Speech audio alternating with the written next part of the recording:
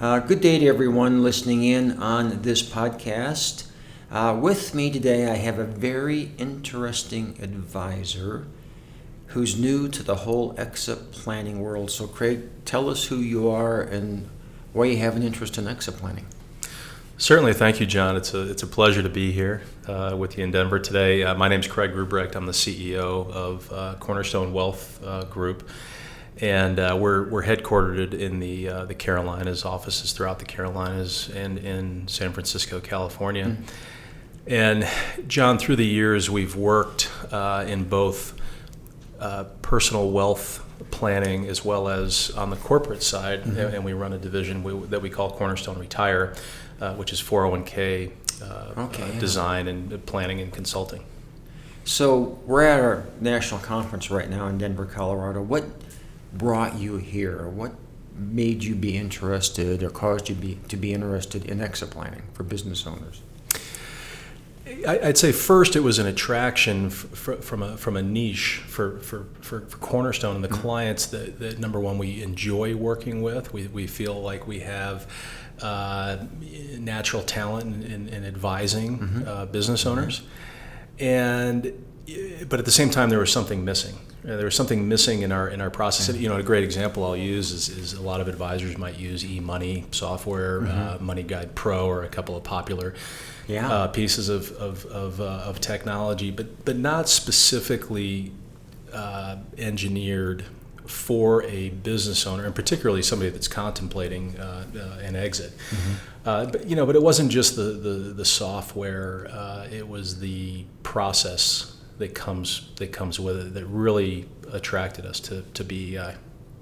So that process being the exit planning process, with you probably serving as the exit planning advisor, and we talked a little bit about how you form a team of other advisors. So describe how you are going to be using the whole exit planning process with existing clients or maybe new prospects.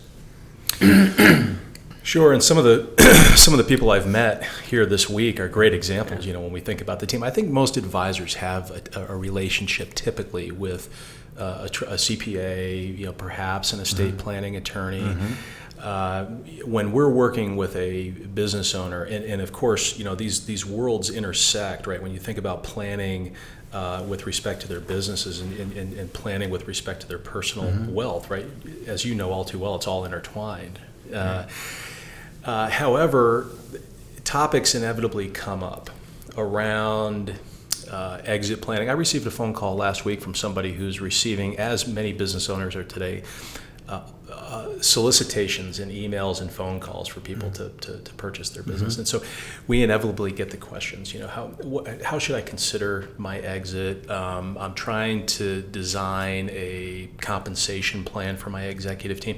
So we're talking about all of these things with our clients today, but it's very ad hoc, right? It's right. It's not organized. I talked about the process. Mm-hmm. But then that inevitably leads to a point in the conversation where we cannot take that next topic strategy across the finish line. Mm-hmm. ESOPs are a great example, right? We can have conversations about ESOP as an option, mm-hmm. but we can't execute on that. Yeah, or really determine if it's maybe a great idea. Maybe there are other alternatives, and if advisors don't have more of a broad-based knowledge to discuss that and then be able to include the best expert around, maybe on ESOPs, it's difficult to help your client move forward. I think it's just frustrating for somebody like you who's can do a terrific job with all of the wealth management for a business owner, knows that much of the owner's wealth is still locked up in the company and they want to free that up, they want to exit it, and you're sort of at loggerheads. And a lot of financial advisors, we have a lot of financial advisors who are BEI members, they're reluctant to just say, go talk to a lawyer about this because they don't know where that's going to go. So tell me how you would deal with it. Or do you have other attorneys who are business attorneys that you can work with? Is that the direction you would go? And what kind of planning would you want, or discussions with an owner would you want to have now leading up to maybe those introductions? How do you now move the ball down the field a bit in terms of exit planning? Sure. And you made a comment in a meeting yesterday, John, that really resonated. And it was, talking about some of these other experts who are perhaps looking at one issue, right? That they might have a transactional relationship with their clients, versus where we sit, having a panoramic view, and acting as a true, excuse the football analogy, the true quarterback, organizing everything. Absolutely. Yeah. And it's interesting. I was sitting through a presentation yesterday on buy-sell agreements and planning. And at Cornerstone, we're business owners, and we created our own buy-sell agreement. Good luck with that. There's a lot to contemplate. Yeah. There's a lot to contemplate, and there were a few notes that I took that I'm going to go home and add to our buy-sell agreement and review it. But the example specific to your question, we used a fantastic attorney, local in the Charlotte market, who walked us through the process. Did an excellent job. I feel very comfortable with this individual. Now, this is an example of somebody that I've used personally. Sure. And I'm very comfortable referring, and I've actually had the opportunity, as I've talked with a few clients about their buy-sell plan and agreement, and have referred this particular attorney. And I think it's all relationship driven. Right, and with any professional that you're going to partner with, I heard another great phrase yesterday, in that these things move at the speed of trust. And when you have partnerships, whether it's an ESOP professional, whether it's an attorney for a buy-sell relationship, you have to develop that relationship and develop trust, and know that when I make that introduction, that they're going to treat that client in a way that Cornerstone would treat that client. Yeah, and that takes time. It takes time to find those advisors, reach out to them. What does the future look like for you and your company in terms of exit planning, do you think, as you move forward now? Well, there's no question now, armed with the proper process, proper technology, and support, I've identified a few holes in our team, going back to the team of professionals. So I have a few things on my list that I'm going to look to develop. But there's no question that this was the missing link for us to really accelerate going back into that niche of working with business owners, and it'll truly differentiate Cornerstone versus what I'll call, and I would put us in this category, John, the dabblers, right? I mean, we're in there, we're doing some of the work. However, somebody armed with the process, with the knowledge, with the designation, we would not be able to compete, and we're excited about the future. So that's really interesting. So a lot of financial advisors are probably in that situation. They're probably saying, well, I'm just like Craig. I don't know this. I'm reluctant to move forward. There just aren't a lot of financial advisors, excuse me, who have the capability to do the kind of planning business owners have to have.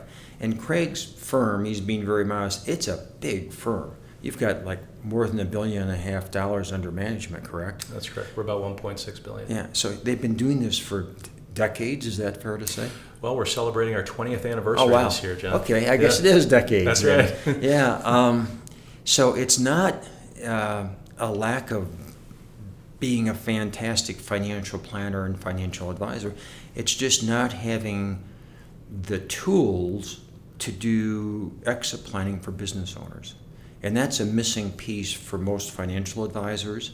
And it's the opportunity is vast. I mean, you probably are thinking about, boy, if we do this exit plan and we have a successful exit, I'm involved in the process, I'm leading the process, I am the quarterback. When there is that liquidity event, or when there are other tools to use, whether it's a defined benefit plan or a buy-sell agreement, there are opportunities for your profession that would be difficult to have without exit planning. I think that's an accurate statement. And how you grow in a market, like business owners, by the way, is to create raving fans, right? To create a service offering that is so compelling that they would not, number one, they would never contemplate doing business with somebody else, and number two, when they speak of you or us in circles, because inevitably business owners, absolutely, right?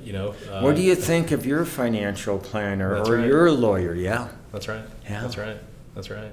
And it's the best way to grow is to provide something where they can, you just can't get elsewhere, perhaps, or difficult to receive. And I'm guessing your firm has hundreds of successful business owners. We do, and that's the exciting part for us, John, because I can just think as I've been sitting through the conference, my head is spinning. I'm thinking of dozens of different, again, clients, conversations that we've had, and I'll have to somewhat temper that enthusiasm as I get back to the office and just think about the process and think about how I'm going to talk with many of our clients who can benefit. Absolutely, and that's common to every professional. They've been reluctant to reach out and talk to their clients about planning to transition out of ownership, even though their client is 67 years old, because they're not confident that they have the tools or the skill to do that. And you've got those skills, you've got those tools, you can get more skills and tools. And so it opens up a lot of opportunity with existing business owner clients. No question about it. There you go. No question about it. And that's really why we plan. I tell our team every opportunity I can get that professional development and continual growth is paramount. And when you think about the cornerstone of 2021, should never be able to compete perhaps with the cornerstone of 2024, 2025, right. and it's that vision for the future, and that's it's hard to pick up a publication that doesn't talk about disruption in the fintech world. Interesting. And fee compression. And I tend to think of it a little bit differently. Instead of thinking about fee compression, I think about value expansion. And BEI, for somebody working in the business owner market, is a perfect example of value expansion. That's great. Well, I think we should end this conversation on that really high note. Thanks a lot. Appreciate it. Thanks, John. Enjoyed it.